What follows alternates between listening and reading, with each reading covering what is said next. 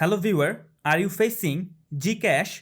Oops, this feature does not support Android version 4.4 and lower. Let's see how to fix GCash. This feature does not support Android version 4.4 and lower problem. Step 1. Go to your phone setting. Now find out software update.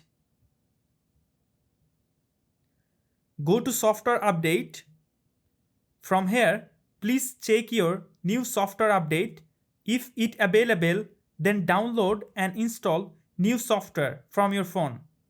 Because GCash, this feature does not support Android version 4.0 and lower problem mainly occurred for lower Android version.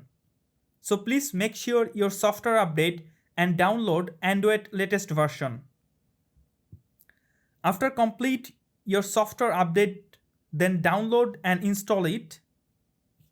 Then go back and follow the second step. Tap and hold on GCash app. Click on I button. Now scroll down and click on storage. From the lower corner, clear cache data from GCash app. Now go back. Follow the third step. Open Google Play Store. Now search GCash app. From here, please check your GCash update available or not. If your GCash update available, please update your GCash app. Now go to your phone setting. Open your connection setting.